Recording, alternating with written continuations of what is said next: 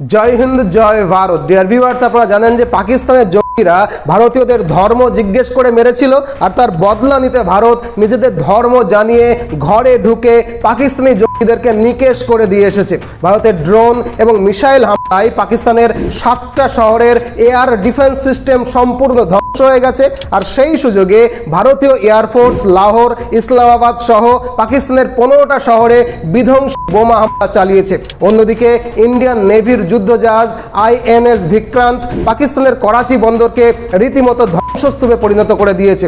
সব মিলিয়ে ভারতের জল স্থল আর আকাশ বাহিনী গোটা পাকিস্তান জুড়ে এমন তাণ্ডব লীলা চালিয়েছে যে ভারতের অপারেশন সিঁদুরের এই সেকেন্ড ফেজের ভয়াবহ পরিণতি দেখে পাকিস্তান সরকার এখন ঠিক কী করবে এটাই বুঝে উঠতে পারছে না। আর তাই তড়িঘড়ি পাকিস্তানের প্রধানমন্ত্রী সংসদে দাঁড়িয়ে বলেছে যে ভারতের বিরুদ্ধে তারা অবশ্যই জবাব দেবে। যদিও পাকিস্তানের এসব কথা ফাঁকা আওয়াজের মতোই শোনাচ্ছে, তথাপিও আন্তর্জাতিক বিশেষজ্ঞরা বিশ্লেষণ করতে শুরু করেছে যে পাকিস্তানের মতো একটা ঋণে ডুবে থাকা দেশ আদৌ কি ভারতের মতো একটা আর্থিক বিশ্বশক্তির বিরুদ্ধে যুদ্ধ করে উঠতে পারবে। আর যদি যুদ্ধ করেও তাহলে ধার করা টাকায় ঋণগ্রস্ত এই পাকিস্তান ঠিক কতদিন যুদ্ধ চালাতে পারবে। চলুন আজকের এই ভিডিওটাতে আমরা সেই বিষয়টাই একটু গভীরভাবে বিশ্লেষণ করে দেখি।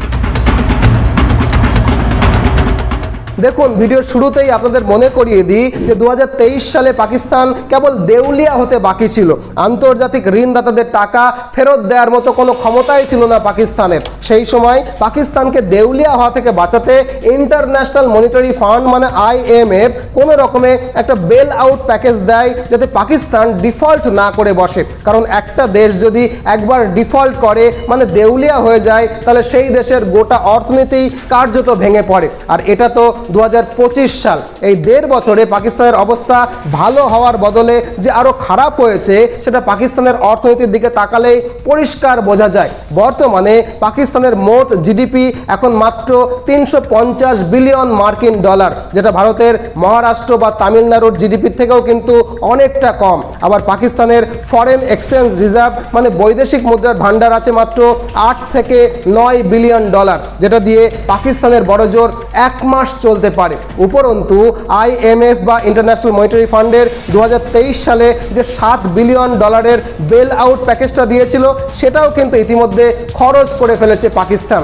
তার উপরে পাকিস্তানের ফিসকাল ঘাটতি মানে রাজস্ব আয় এবং ব্যয়ের মধ্যে তফাৎ হচ্ছে 7.6%, যেটা কিন্তু বিপজ্জনকভাবে বেশি। মানে আজকের দিনে পাকিস্তান যদি 100 টাকা রোজগার করে তাহলে তাকে খরচ করতে হয় 107 টাকা 60 পয়সা, যার অর্থ হলো 7 টাকা 60 পয়সা ধার করে চলতে হয় প্রতি 100 টাকা ইনকামে। আর এজন্যই পাকিস্তানকে বারবার অন্য দেশের কাছে বা কখনো IMF এর কাছে টাকা ধার চাইতে হয়। আবার অন্যদিকে পাকিস্তানের আজকের দিনের মুদ্রাস্ফীতির হার হচ্ছে 30%-এরও বেশি।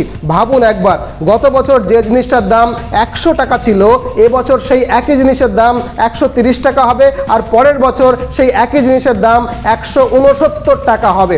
নিত্য প্রয়োজনীয় জিনিসপত্রের দাম এতটা বেড়ে গেছে যে সাধারণ মানুষের পক্ষে জীবন চালানোই মুশকিল হয়ে উঠেছে। অন্যদিকে পাকিস্তানি রুপি দিনের পর দিন তার দর হারাচ্ছে। যদিও সরকারিভাবে ডলারের রেট 280 দেখাচ্ছে, কিন্তু বাস্তবে এই রেট পৌঁছে গেছে 350 থেকে 400-র ঘরে। এছাড়াও পাকিস্তানের ওপরে বৈদেশিক ঋণের বোঝা এখন 125 বিলিয়ন ডলারেরও বেশি। ফলে আন্তর্জাতিক রেটিং সংস্থাগুলো যেমন S&P, মুডিজ পাকিস্তানের আর্থিক রেটিং নামিয়ে জাঙ্ক লেভেলে কাছাকাছি এনে ফেলেছে, যার মানে কেউ ওদের টাকা ধার দিতে চাইলে দিতে পারে, কিন্তু সেটা ফেরত পাওয়ার আশা একেবারেই নেই বললেই চলে বা ফেরত পাওয়ার আশা অনেকটা কম। আর সবচেয়ে গুরুত্বপূর্ণ বিষয় হলো পাকিস্তানের অর্থনীতি সম্পূর্ণ আমদানি নির্ভর। খাদ্য, তেল, প্রযুক্তি পণ্য সবই আসে বাইরে থেকে। কিন্তু গতকাল রাতে ভারতের যুদ্ধজাহাজ INS বিক্রান্ত পাকিস্তানের করাচি বন্দরে যেভাবে তাণ্ডব চালিয়েছে তাতে পাকিস্তানের আমদানি রপ্তানি ব্যবস্থা পুরোপুরি ভেঙে পড়েছে। এর ফলে একদিকে যেমন নিত্য প্রয়োজনীয় জিনিসপত্রের দাম বাড়বে, তেমনি তেল আমদানি বন্ধ হয়ে যাবে। আর তেল না এলে যুদ্ধটা কি করে হবে? তার উপরে ভারতের আক্রমণ শুরু হওয়ার সাথে সাথেই পাকিস্তানের শেয়ার মার্কেট থেকে বিদেশি বিনিয়োগ তুলে নিতে শুরু করেছে বিদেশিরা। ফলে পাকিস্তানের শেয়ার মার্কেটে ব্যাপক ধস নেমে গেছে অলরেডি। এভাবে আর কয়েকদিন চলতে থাকলে বিদেশি বিনিয়োগ আসার পথ সম্পূর্ণভাবে বন্ধ হয়ে যাবে। এখন ভারত যেহেতু রোজ আক্রমণ চালাচ্ছে, পাকিস্তানের ছোট বড় সব শহরে তাণ্ডব লীলা চলছে, তাই ভারতকে প্রতিরোধ করতে গিয়ে যদি যুদ্ধ শুরু করতে হয় তাহলে এর টাকা কোথা থেকে আসবে? কারণ 2023-এর পর থেকে এই 1.5 বছরে পাকিস্তান IMF-এর থেকে যে বেল আউটের টাকা পেয়েছিল সেই ঋণেই কিন্তু চলছে।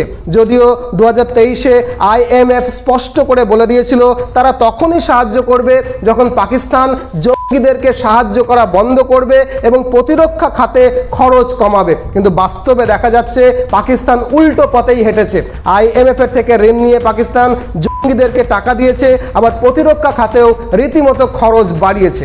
2023-24 সালে পাকিস্তান তাদের প্রতিরক্ষা বাজেট 18% বাড়িয়ে ফেলেছে। সেই বাজেট পৌঁছে গেছে প্রায় 5 লক্ষ কোটি পাকিস্তানি রুপিতে, মানে প্রায় 9 বিলিয়ন মার্কিন ডলারের কাছাকাছি। তবে ভাববেন না যে এত টাকা খরচ করে তারা অস্ত্রশস্ত্র কিনেছে।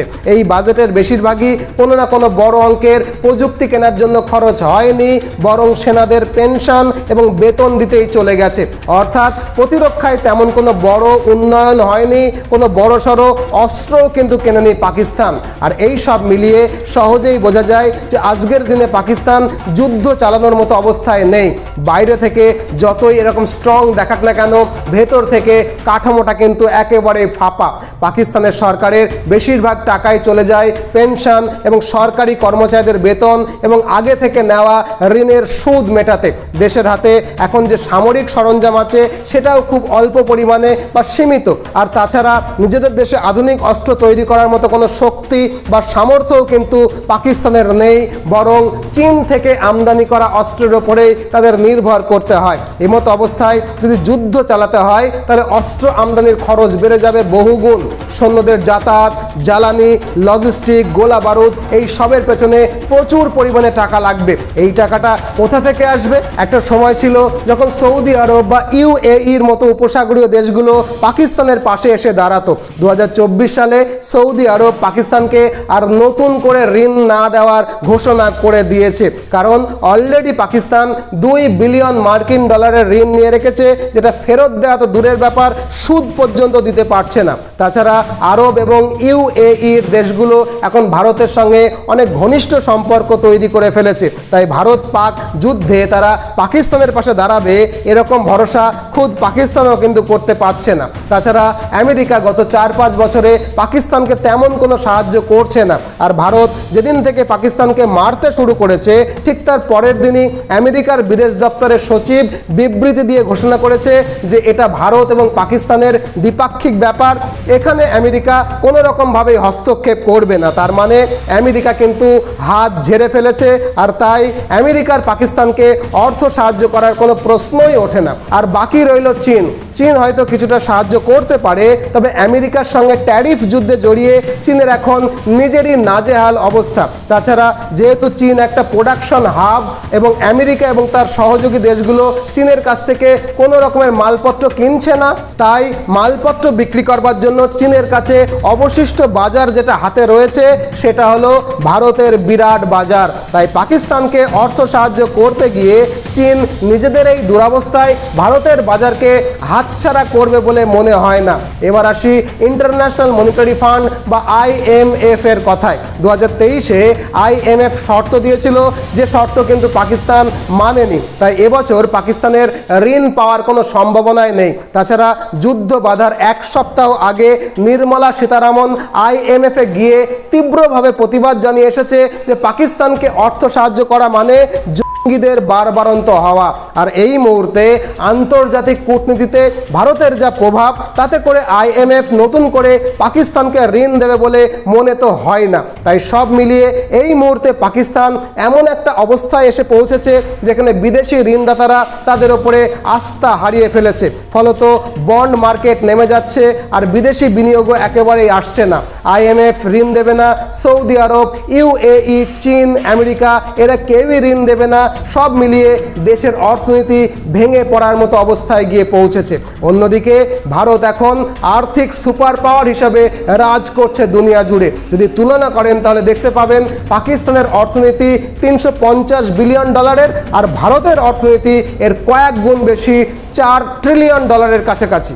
পাকিস্তানের ফরেন রিজার্ভ মাত্র 8 থেকে 9 বিলিয়ন মার্কিন ডলার, আর ভারতের সেখানে 640 বিলিয়ন ডলারের বেশি।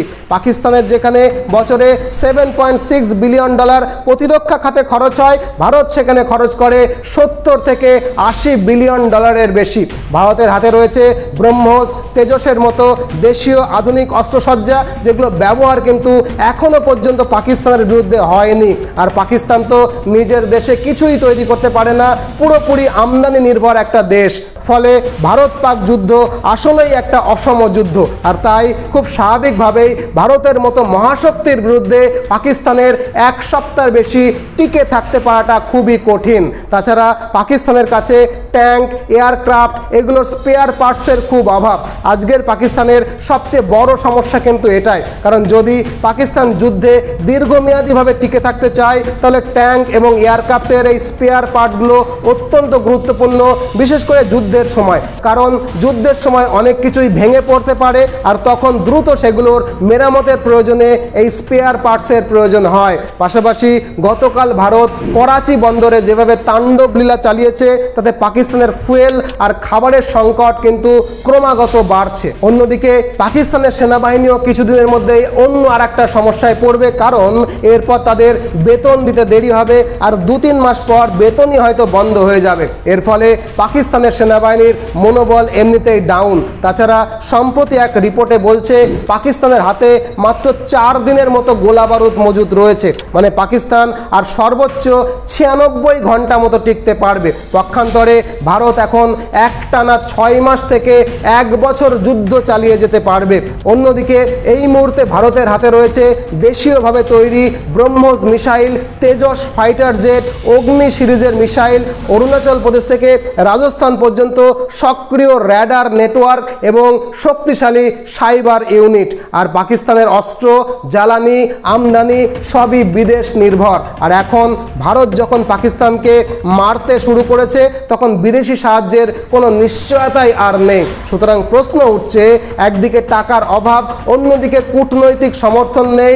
অতএব এই দ্বিমুখী বাস্তবতায় পাকিস্তান আর কতদিন যুদ্ধ চালাতে পারবে? এর উত্তর খুব স্পষ্ট, মাত্র কয়েকদিন, খুব বেশি হলে কয়েক সপ্তাহ। কারণ আগেই বলেছি, পাকিস্তানের অর্থনীতির একেবারে হারির হাল, সামরিক সরঞ্জামের অভাব, বাহিনীর মনোবল কমে যাওয়া এবং আন্তর্জাতিক সাহায্যের পথ বন্ধ হয়ে যাওয়া, এই সব মিলিয়ে পাকিস্তান এখন অন্ধকূপের মধ্যে পড়ে গেছে। হাতে অপশন কেবল একটাই, ভারতের কাছে আত্মসমর্পণ করে ফেলা, যেমন 71-এ তারা করেছিল। তাই ভিডিওর শেষে এসে আপনাদের কাছে আমার প্রশ্ন, আপনাদের কি মনে হয় পাকিস্তান আর কতদিন যুদ্ধ চালাতে পারবে, নাকি খুব শীঘ্রই 71-এর মতো আত্মসমর্পণ করবে? আর যদি 71-এর মতো আত্মসমর্পণ করে, তাহলে শর্ত হিসাবে ভারত ঠিক কী শর্ত রাখবে বলে আপনি মনে করছেন? কমেন্ট বক্সে কমেন্ট করে এই সমস্ত প্রশ্নের উত্তর জানাতে ভুলবেন না। আপনাদের প্রত্যেকের কমেন্ট পড়ার অপেক্ষায় রইলাম। আজ এ পর্যন্তই। নতুন ভিডিও নিয়ে আবার দেখা হবে। ততদিনে ভালো থাকবেন, সুস্থ থাকবেন, সর্বদা ভারতের পক্ষে থাকবেন। জয় হিন্দ, জয় ভারত।